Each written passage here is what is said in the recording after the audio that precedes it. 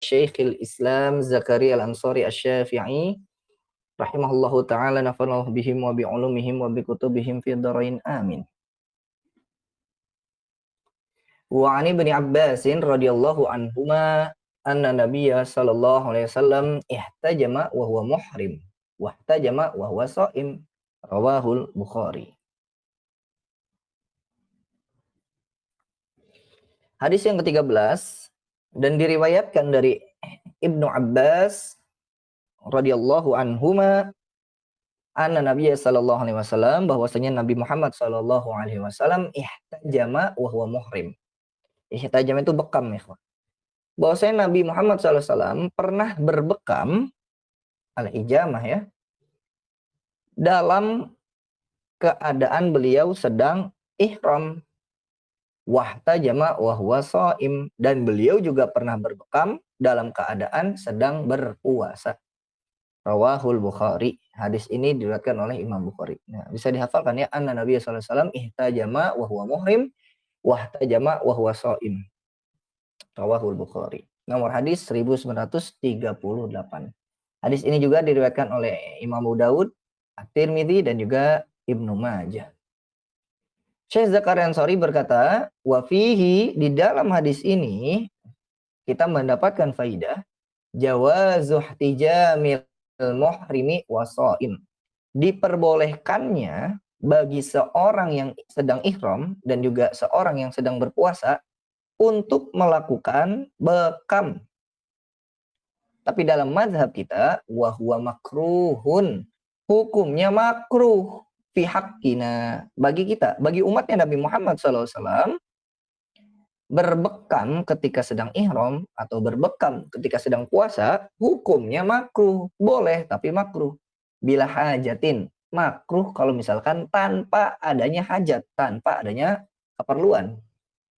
Kenapa berbekam itu dihukumi makruh dalam mazhab kita? Li'annahu, karena sesungguhnya bekam itu yud'iful badan, itu bisa melemahkan badan kita, bisa melemahkan kondisi fisik kita. Seperti itu. Dan ini bisa kita lihat di dalam kitab Al-Majmu'. Dan ihtijam itu adalah yakni min ikhrajid dam. Karena lemahnya itu sebab aktivitas mengeluarkan darah ya, ya. Aktivitas mengeluarkan darah, kita jadi lemas dan khawatir puasa kita batal. Seperti itu. Hadis ke-13 membahas tentang kebolehannya bagi seorang yang sedang ihram dan bagi seorang yang sedang puasa untuk melakukan bekam. Tapi dalam mazhab kita dihukumi makruh karena bisa melemahkan kondisi fisik kita. Adapun Rasulullah SAW itu ya, sama seperti ucapan beliau, wa ayyukum mithli. Kondisi fisik beliau Nabi Muhammad SAW berbeda dengan kondisi fisik kita umatnya Nabi Muhammad Sallallahu Alaihi Wasallam. Kita lanjut hadis yang ke-14. Wa bihi ilaihi qala wa an Abi Shalih Hamzah bin Amrin wa huwa ibnu Uaimir bin ibn al-Harith al-Aslami radhiyallahu anhu annahu qala ya Rasulullah ajidu bi quwwatan 'ala siyami fis safar fa hal 'alayya junah? Faqala sallallahu alaihi wasallam ya rukhsatun minallah faman akhadha biha fa hasanun wa man ahabba an yasuma fala junaha 'alaihi. Rawahul Bukhari wa Muslim. Hadis yang ke-14 diriwayatkan dari Abu Shalih Hamzah bin Amr. Beliau itu adalah Uaimir ibnul Harith radhiyallahu an al-Aslami radhiyallahu an. Kita masuk ke catatan kaki terlebih dahulu ya, ikhwah. Beliau wa yuqalu Abu Muhammad al-Madani. Abu Shalih Hamzah bin Amrin atau Ibnu Uaimir ini itu dipanggil sebagai Abu Muhammad al-Madani. Sahabiyun jalilun, seorang sahabat yang mulia. Asya ihda wa sab'ina aw thamanina sanatan wa kana yasumu dahr. Beliau hidup itu 71 atau 81 tahun ya, ya. Atau 8 iya. 71 atau 80 tahun. Dan beliau adalah salah satu sahabat yang melakukan puasa dahar, puasa yang setiap hari. Beliau beliau itu meriwayatkan dari Nabi Muhammad SAW 9 hadis. Wafat pada tahun 61 Hijriah. Yang meriwayatkan dari beliau, Imam Bukhari meriwayatkan secara mu'allaq, Imam Muslim, Imam Abu Daud, Imam An-Nasa'i, dan disebutkan juga, nah ini salah satu karomahnya sahabat.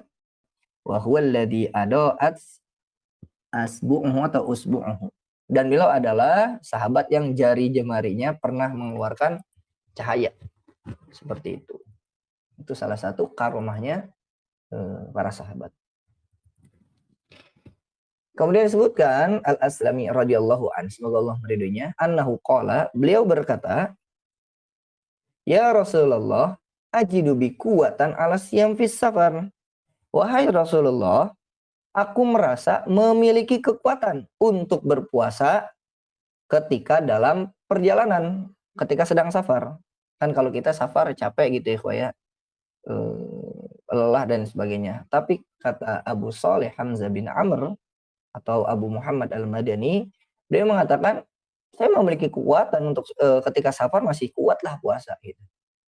Fahal alayya junah, maka apakah ada dosa gitu ya, atau ada di sini sebutkan bahwasanya haraj an asum, apakah ada dosa bagiku jika aku berpuasa? Harajun an asuma. Faqala sallallahu alaihi wasallam, Nabi Muhammad sallallahu alaihi wasallam bersabda, hiya rukhsatun minallah.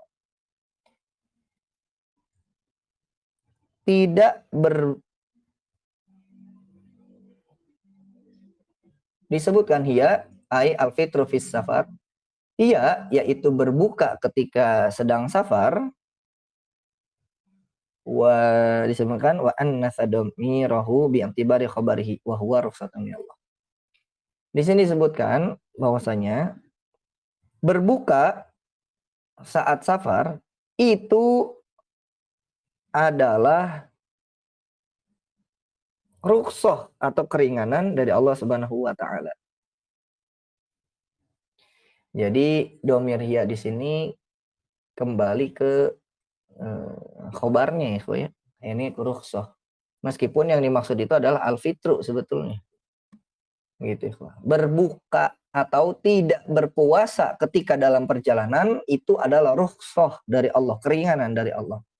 Faman akhadha biha fahasanun. Barang siapa yang mengambil keringanan tersebut, maka itu baik. Waman ahabba an yasuma, dan jikalau seseorang dan barang siapa yang ingin tetap berpuasa, fala junaha alaihi, maka tidak ada dosa baginya. Enggak apa-apa. Seperti itu. Hadis ini diriwayatkan oleh Imam Bukhari dan juga Imam Muslim. Imam Bukhari nomor hadis 1942 dan Imam Muslim nomor hadis 1121. Hadis ini juga diriwayatkan oleh Imam Ahmad, Abu Daud, An-Nasa'i, dan Al-Kubra. Kemudian juga wa aslu min hadis Aisyah radhiyallahu anha qalat, dan asalnya dari hadis Sayyidah Aisyah, beliau berkata, ana Hamzah bin Amrin sa'ala Rasulullah sallallahu alaihi wasallam, bahwasanya Hamzah bin Amr itu bertanya kepada Rasulullah sallallahu alaihi wasallam, faqala, beliau bertanya, ya Rasulullah, inni rajulun asrudus saum fa asumu fis safar, qala sum in syi'ta wa aftir in syi'ta. Kalau di riwayat lain itu disebutkan ikhwah, Hamzah bin Amrin ini bertanya, ya Rasulullah, sesungguhnya aku adalah orang yang terbiasa berpuasa asrudus saum, terus-terusan, kuat gitu ya. Apakah aku tetap berpuasa ke saat dalam perjalanan? Rasulullah menjawab, sum in syi'ta wa aftir in syi'ta. Berbukalah jika engkau mau, berpuasalah jika engkau mau, dan berbukalah jika engkau mau. Hadis tersebut diriwayatkan Imam Ahmad, Imam Bukhari, Imam Muslim, Abu Daud, At-Tirmidzi, An-Nasa'i, dan juga Imam Ibnu Majah. Seperti itu. Jadi redaksinya ada perbedaan sedikit ya. Maknanya sama. Syekh Zakaria Al-Ansari berkata, wa fihi, di dalam hadis ini kita mendapatkan faidah jawazul fitri bal sunnatun fis safar. Diperbolehkannya berbuka puasa ketika sedang dalam perjalanan. Bahkan bukan hanya diperbolehkan, disunahkan. Disunahkan. Wal muradu, dan adapun maksud safar di sini bukan cuma perjalanan-perjalanan biasa. Dan adapun perjalanan di sini adalah safarul qasri. Adalah perjalanan qasar. Yang dimaksud adalah perjalanan qasar. Nanti kita bahas tuh. Ya. Perjalanan qasar yaitu perjalanan yang diperbolehkan kita untuk melakukan qasar salat. Lakinnahu innama yusannu intadar roro al-musafiru bis safar. Akan tetapi berbuka itu hanya disunahkan jika perjalanan tersebut memberatkan si musafir. Jadi disunahkan apabila memberatkan si musafir. Wa illa, kalau tidak memberatkan, sunnalahus saum, maka disunahkan untuk tetap lanjut puasanya. Seperti itu, ikhwah. Kita masuk ke catatan kaki. Tadi disebutkan apabila memberatkan ya, ikhwah ya, yakni fisamil wajibi awil mandub. Baik safar ini dilaksanakan pada puasa wajib atau puasa sunnah. Dan adapun perjalanan yang dijadikan tolak ukur kurang lebih 96 km. Itu bisa kita lihat di dalam kitab Asnal Matalib, Fathul Wahhab, ataupun dalam kitab Al-Majmu'. Meskipun di sana ada khilaf ya, para ulama tentang jaraknya. Kemudian tadi disebutkan wa illa sunnalahus saum. Maka jika tidak memberatkan perjalanannya tersebut, ya sudah, tetap dilanjutkan. Tetap dilanjutkan puasanya. Di catatan kaki disebut li umumi qaulihi ta'ala, berdasarkan keumuman firman Allah Subhanahu wa taala di dalam surat Al-Baqarah ayat 184, a'udzubillahi minasyaitonir rajim wa antasumu khairul lakum, dan berpuasa itu lebih baik bagi kalian. Yakni khairun minal iftari wal fidyah, yaitu lebih baik daripada berbuka dan membayar fidyah. Waqtalafa fi afdoliyati saumi awil fitri, faqalat ta'ifatun min ahlil ilmi afdolul amroini aisaruhuma liqauli ta'ala yuridullahu bikumul yusr. Disebutkan bahwasanya ulama berbeda pendapat, lebih utama puasa, ini dalam safar ya, lebih utama lanjut puasa atau lebih utama berbuka ketika sedang safar. Sebagian ahli ilmu itu berpendapat bahwasanya yang paling utama adalah yang paling mudah di antara keduanya. Berdasarkan firman Allah Subhanahu wa taala dalam surat Al-Baqarah ayat 185, yuridullahu bikumul yusr. Allah menghendaki kemudahan bagimu. Intinya yang paling mudah bagi kita gitu ya. Maka itu yang paling afdal. Paling afdal. Afdal udah terjemahannya paling ya. Kemudian disebutkan wa man kana yujhiduhu as-safaru wala yutiquhu fal fitru lahu aula. Maka bagi siapapun yang susah atau payah gitu ya, sebab safar, dia kelelahan, kecapean sampai nggak kuat, fal fitru lahu aula. Maka berbuka atau tidak berpuasa itu lebih utama baginya. Itu lebih utama baginya. Jadi jangan dipaksakan.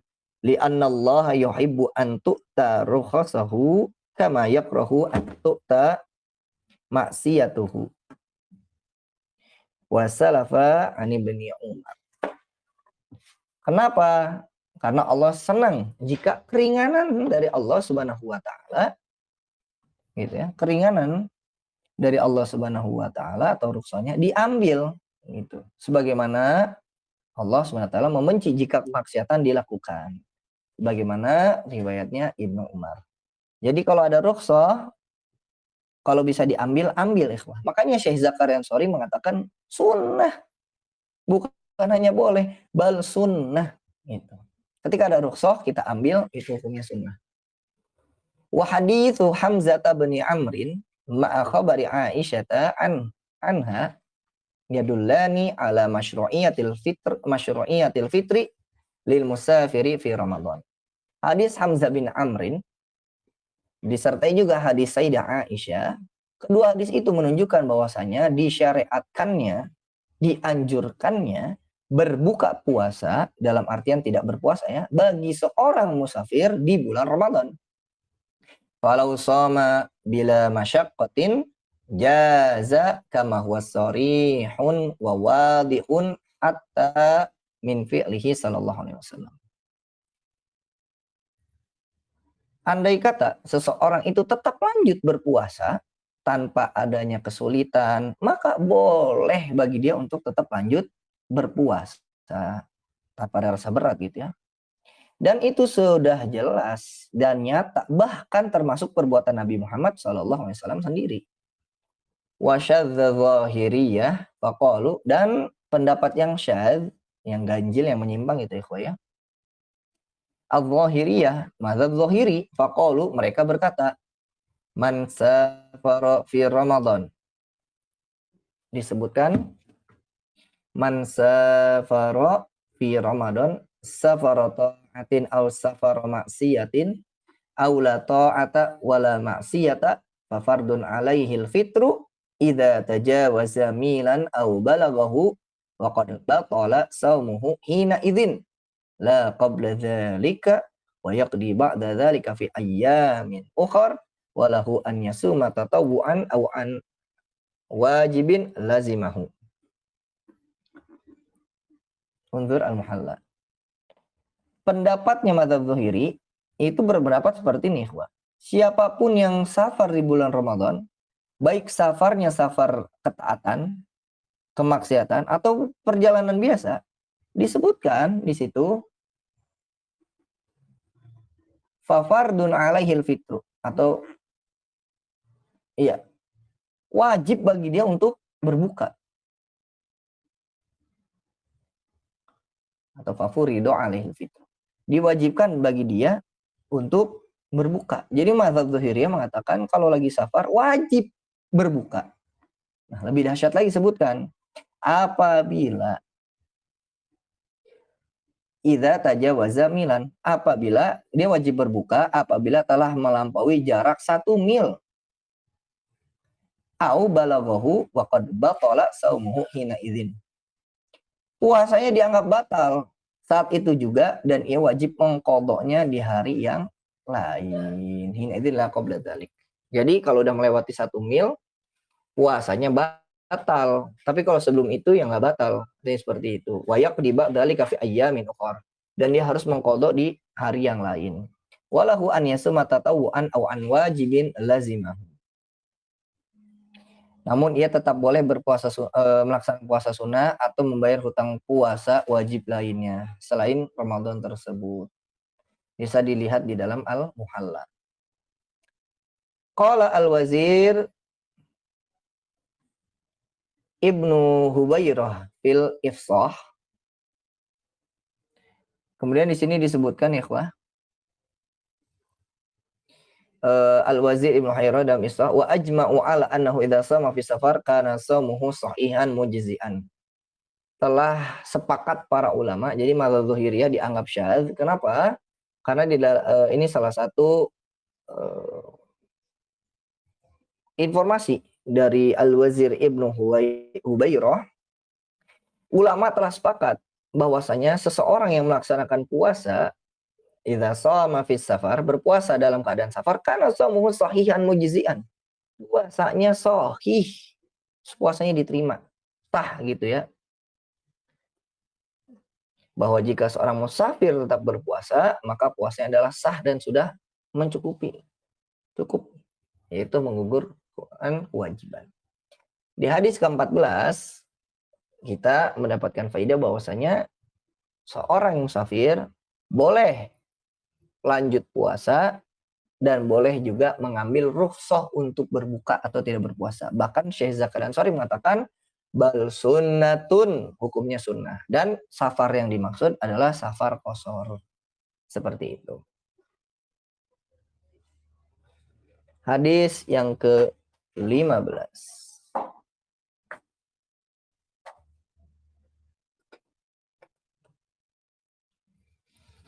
Wa bi ilaihi qala wa 'an ibni Abbas radhiyallahu anhuma qala rukhisa an yaftira wa yut'ima an kulli yaumin aftara fihi miskinan wala qada'a alaihi, rawahu ad-Darqutni wal Hakim wa sahhahahu. Hadis ke-15 diriwayatkan dari Ibnu Abbas radhiyallahu anhuma bahwasanya beliau berkata. Nah, kalau seperti ini berarti hadisnya hadis marfu'.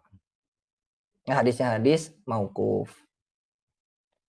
Tapi nanti dianggap sebagai hadis yang marfu' hukmi ya ikhwah ya. Beliau berkata, rukhisa diberi keringanan, diberi rukhsah. Syekh Zakaria Ansari mengatakan li Syekhil Kabir. Ini khusus untuk orang tua yang sudah tua renta ikhwah. Diberi keringanan bagi orang yang sudah tua renta an yaftira, untuk dia itu untuk tidak berpuasa, dalam artian berbuka ya, dia tidak berpuasa. Bagi orang yang sudah tua renta boleh dia tidak berpuasa, wa yut'ima an kulli yaumin, dan memberi makan satu orang miskin.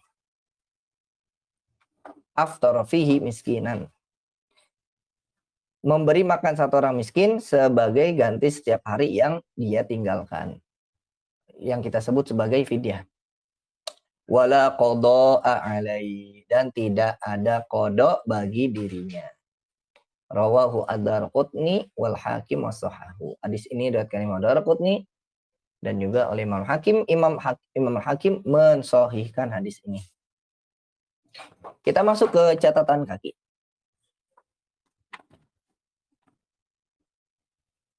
Qaulu Ibnu Abbas rukhisa, adapun ucapan Ibnu Abbas rukhisa itu hadisun mauquf.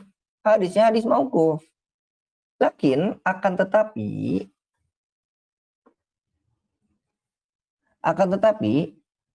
yahtamilu an yakunal muradu rakhasan Nabi sallallahu alaihi wasallam. Akan tetapi maksudnya Ibnu Abbas rukhisa itu yang dimaksud adalah Nabi Muhammad SAW memberikan keringanan. Rakhasan Nabi SAW. Falahu hukmul marfu, maka dihukumi sebagai marfu. Wala'allahu ijtihadun minhu li'annahu qara'a wa 'alal ladzina yutawwafuna. Qala yukallafunahu wa la yutiqunahu. Wa yaqulu laysat bimansukhatin huwa syekhul kabir wal ajuzul kabirah al-hirmah yuta'imuna likulli yaumin miskinan wa la yaqdun. Kama fil Fathul Bari. Atau boleh jadi yang pertama hukumnya hukum marfu. Bisa jadi makna rukhisa itu adalah bahwasanya itu keringanan dari Nabi. Atau bisa jadi itu ijtihadnya Ibnu Abbas. Karena beliau membaca dalam satu qiraah ya, pada surat Al-Baqarah itu dibacanya ada wa 'alal ladzina yutawwaqunahu. Beliau berkata maknanya adalah yukallafunahu wa la yutiqunah. Mereka dibebani puasa padahal tidak sanggup melakukannya. Wa yaqulu, dan berkata laisat bimansukhatin huwa syekhul kabir wal ajuzul kabirah al-harim. Ayat ini tidaklah dimansukh gitu ya. Ia berlaku bagi kakek-kakek yang udah tua dan nenek-nenek yang sudah tua gitu ya, tua renta, kakek dan nenek yang sudah tua renta, mereka ngapain? Yut'imuna likulli yaumin miskinan. Mereka memberi makan seorang miskin untuk setiap harinya. Wala yaqdun, dan mereka tidak perlu mengqadha puasanya. Ini penjelasan bisa kita lihat dalam kitab Fathul Bari dan juga dalam kitab Ad-Durrul Mansur karya Imam As-Suyuti. Seperti itu.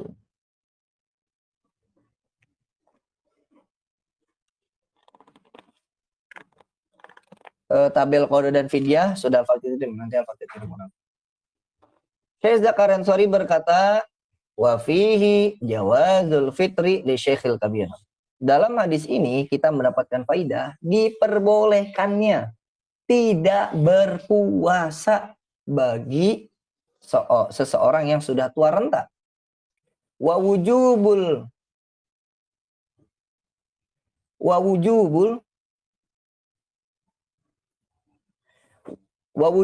fidai an kulli yaumin muddun limiskinin, dan wajibnya membayar fidyah berupa 1 mud makanan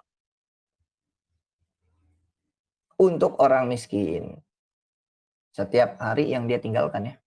Min ghairi qada'in, tanpa harus mengkodok puasanya.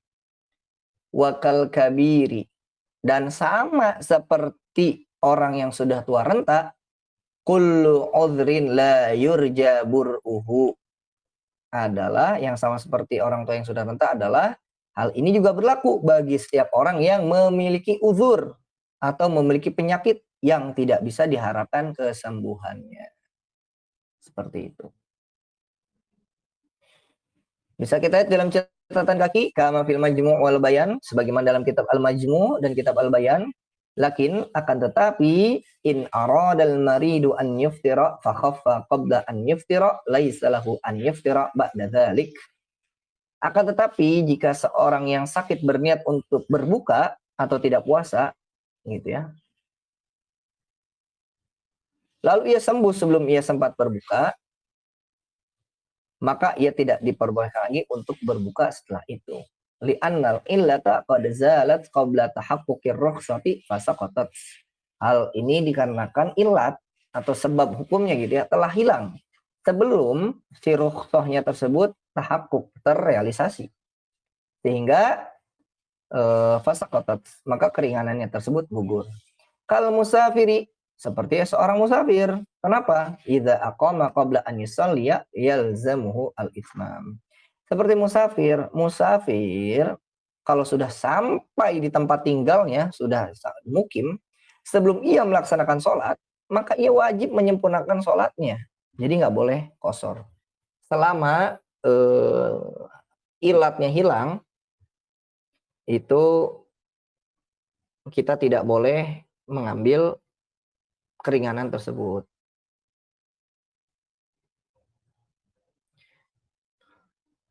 Maka dari itu kita sering dengar ikhwah di kaidah ya, al hukmu yaduru ma'a illatihi wujudan wa adaman. Hukum itu selama alasan hukum ilat tersebut ada gitu, maka hukumnya ada. Tapi kalau ilatnya hilang, hukumnya juga hilang. Seorang musafir itu bisa mendapatkan keringanan selama dia jadi musafir. Kalau dia sudah bukan lagi musafir, sudah sampai tempat tujuan, maka bukan musafir lagi. Maka hukum keringanan, maka keringanan bagi dia, yaitu ikut hilang. Seperti itu. Al-hukmu yaduru ma'illati wujudan wa adaman. Seperti itu. Baik ikhwah, itulah kajian kita pada malam hari ini. Insya Allah nanti kita lanjutkan di hadis ke-16 ini, soalnya cukup panjang ya. 4 halaman. 4 halaman nanti di hadis ke-16, hadis ke-17 pendek ya.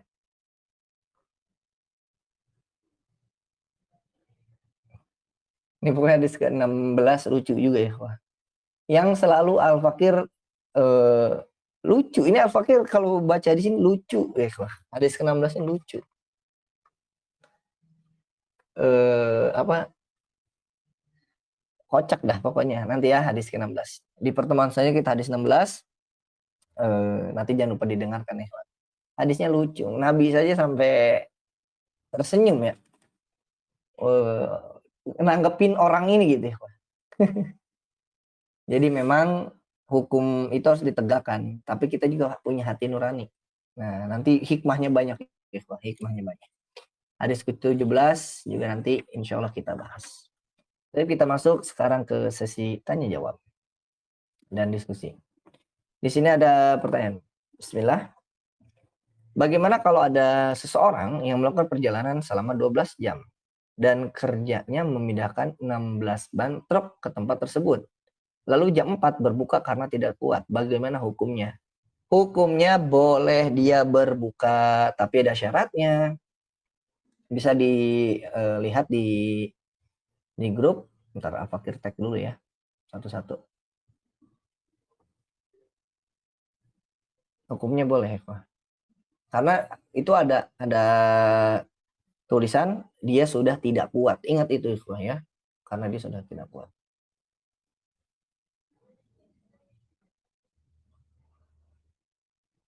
Ya Allah, tidak Al-Fakir tulis ya.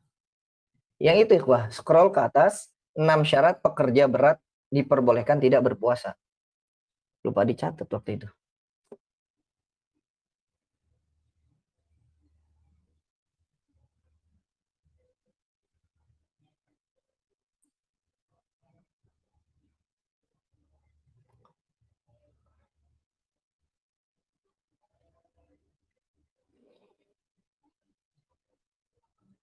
Dia boleh karena sudah tidak kuat. Yang nggak boleh begini ikhwah, ini yang nggak boleh ya. Dia kerja, aduh, besok kerja lagi, nggak puasa nah itu yang nggak boleh. Udah diniatin tidak puasa dari malamnya nih, dari malam begini diniatin nggak puasa. Tapi kasus yang di sini ada orang melakukan perjalanan selama 12 jam. Kerjanya memindahkan 16 belantok ke tempat tersebut. Kan pekerja berat ya. Begitu. Jadi dia malam harinya tetap niatkan puasa. Ya Allah, aku berniat puasa Ramadan esok hari. Lillahi ta'ala. Dia puasa. Normal. Ketika dia sudah tidak kuat, karena dia pekerja berat, dia boleh berbuka. Seperti itu. Dan nanti dia ganti di hari yang lain. Bukan di malam harinya sudah niatin. Besok nggak puasa. Nah itu yang nggak boleh. Banyak orang yang begitu. Aduh besok bekerja berat nih. Nggak puasa besok. Tidak diperbolehkan seperti itu. Ya. Begitu. Jadi jawabannya dia boleh berbuka karena tidak kuat. Bukan karena main-main.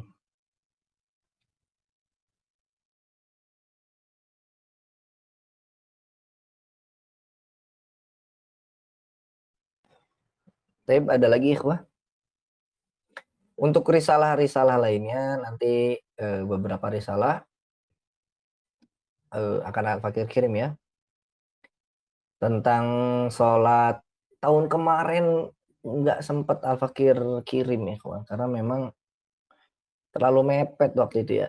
Sholat kafarot di Jumat terakhir bulan Ramadan. Itu terlalu mepet dulu. Cuman berapa hari gitu ya. Insya Allah nanti di Ramadan tahun ini Al-Fakir bereskan ya kawan ya. Risalah-risalahnya. Kemudian juga untuk matan Al-Iqlam ini sama karena harus dicek satu-satu jadi cukup lama ya.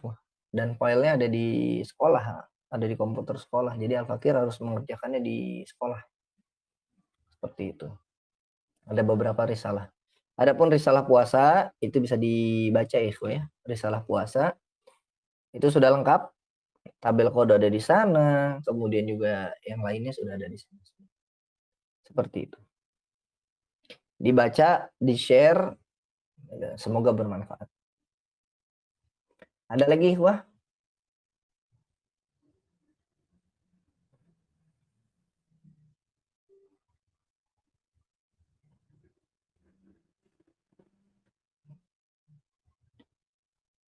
Assalamualaikum wa iyyakum. Apakah mencat rambut membatalkan puasa? Tidak ya, kawan. Mengecat rambut tidak membatalkan puasa. Itu nanti hukum tersendiri. Hukum mengecat rambut. Dan tidak ada hubungannya sama puasa. Atau kita nyebutnya nyemir ya.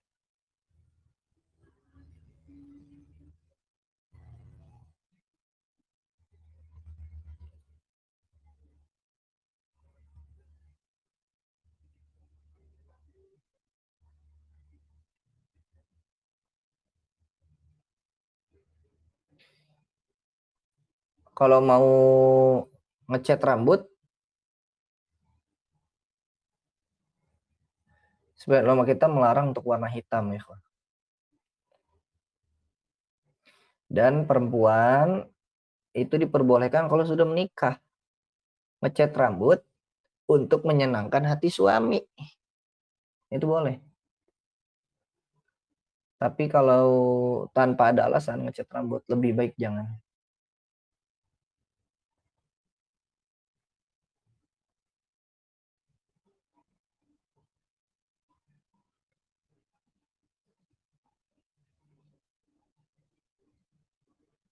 Dan untuk puasa tidak membatalkan puasa.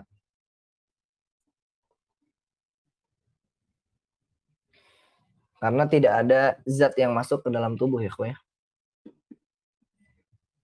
Seperti itu. Nanti kan yang jadi pertanyaan inhaler, yang gitu-gitu kan, itu sudah pernah kita bahas. Baru itu ada sesuatu yang masuk.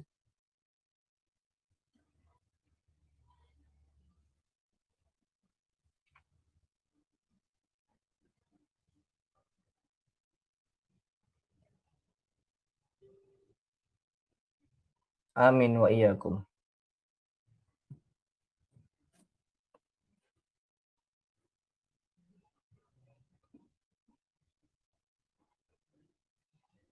Beberapa video sudah Al-Fakir kirim di YouTube ikhwah, bisa disimak di sana ya.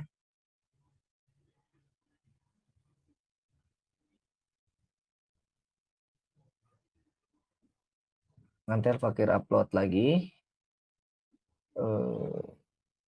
Apa gitu selalu mengira besok itu nggak sibuk gitu. Dikerjakannya besok karena besok tidak sibuk. Mikirnya begitu ya. Wah, gitu terus. Sampai akhirnya nggak dikerjain. Ya Allah. Pas di rumah kerjainnya di sekolah gitu. Pas di sekolah ternyata ada aja kerjaannya. Kerjain di rumah. Di rumah juga sama. Jadi memang kita yang Al-Fakir pelajari ya.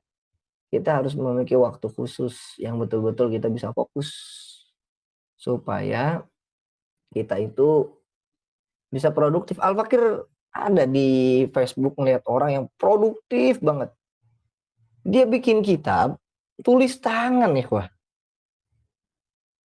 Tulis tangan itu 2 kali kerja loh. Habis tulis tangan nanti dia harus mindahin ke komputer kan untuk dicetak. Dia tulis tangan, Masya Allah. Dan dia tipe orang yang suka baca. Al-Fakir juga termotivasi gitu ya oleh orang-orang seperti itu. Nah, kita usahakan demikian. Sibuk dengan kerja dan lain sebagainya, usahakan tetap produktif. Kajian diringkas, kesimpulannya bikin catatan, di share, itu kan jadi pahala jariah ya. Seperti itu.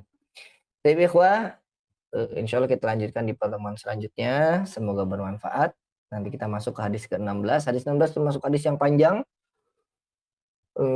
Hadis yang membahas tentang sama ya. Ada rukhsah juga di sana.